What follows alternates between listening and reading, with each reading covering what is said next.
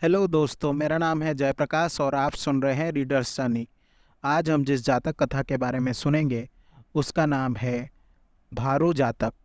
बोधिसत्व एक समय एक तपस्वी थे जिनके 500 अनुयायी हिमालय में उनके साथ अध्ययन कर रहे थे। एक बार वे नमक और मसाले लेने के लिए एक शहर में गए और वे उत्तरी द्वार के पास एक बरगद के पेड़ के नीचे रहने लगे।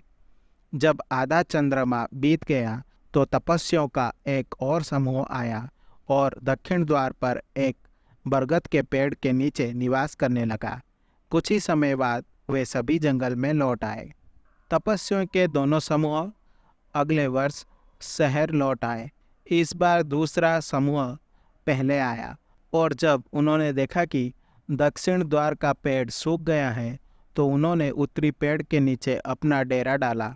जब बोधिसत्व पहुँचे तो वह उस स्थान पर गए जिसे वो अपना पेड़ मानते थे और अन्य तपस्वियों से जाने की मांग की। दोनों समूहों में झगड़ा हुआ और जब वे स्वयं मामले को सुलझाने में असमर्थ हो गए तो वे राजा के पास गए, जिन्होंने दोनों पक्षों की बात सुनी और पहले आने वाले तपस्वियों को जगह दी। बोधिसत्व का दल दूसरों से हारना नहीं चाहता था, इसीलिए उन्हें एक शानदार रथ मिला और उसे राजा को दे दिया। राजा ने उनसे रिश्वत ली और फिर आदेश दिया कि दोनों दल एक साथ वहाँ रहे। अन्य तपस्वियों ने राजा को रथ के रत्न जड़ित पहिए देखकर जवाब दिया और उन्होंने फिर से अपना मन बदल लिया और बोधिसत्व को जाने का आदेश दिया। इस बिंदु तक तपस्वियों के दोनों समूह अपने अनैतिक व्यवहार से शर्मिंदा हो गए और वे सभी घर लौट आए। इससे राज्य में रहने वाली आत्माएं राजा से क्रोधित हो गई, इसीलिए उन्होंने समुद्र बुलाया और राज्य में बाढ़ ला दी। क्योंकि उनका राजा दुष्ट था, सभी नागरिक मारे गए। ये कहानी बुद्ध के जीवन काल में बुद्ध और उनके शिष्य का इतना अधिक सम्मान किया गया कि अन्य धार्मिक शिक्षकों ने अपने कई अनुयायियों को खो दिया। अपनी गिरावट से चिंतित होकर अन्य संप्रदायों के नेताओं ने इस मामले पर चर्चा करने के लिए एक गुप्त बैठक की। उन्हें लगा कि बुद्ध की सफलता का कारण ये था कि उनका मठ सबसे अच्छे स्थान पर था, इसीलिए उन्होंने साथ मिलकर काम करने और उसके बगल में एक प्रतिद्वंदी बस्ती बनाने का फैसला किया। ये जानते हुए कि इस योजना का विरोध होगा, उन्होंने राजा को 1,00,000 सिक्के दिए और कहा कि यदि बुद्ध शिकायत करे तो उन्हें उत्तर देने से बचना चाहिए। लालची राजा तुरंत सहमत हो गया।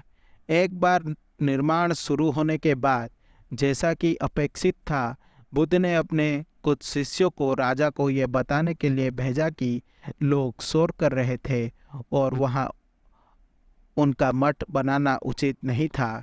लेकिन राजा ने 2 बार उनके सेवकों को महल के दरवाजे पर यह कहकर भेजा कि राजा घर पर नहीं है।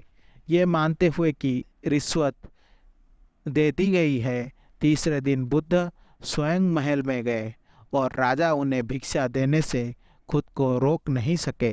बुद्ध ने राजा को रिश्वत लेने और संघर्ष पैदा करने की बुराइयां और जोखिम के बारे में एक संदेश के रूप में ये कहानी सुनाई।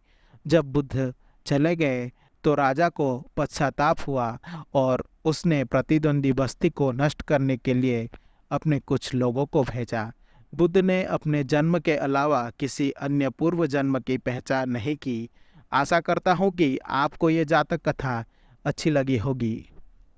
अगर आपको मेरी वीडियो पसंद आई तो इसे लाइक करें और शेयर करें और ऐसे वीडियोस देखने के लिए मेरे चैनल को सब्सक्राइब करें।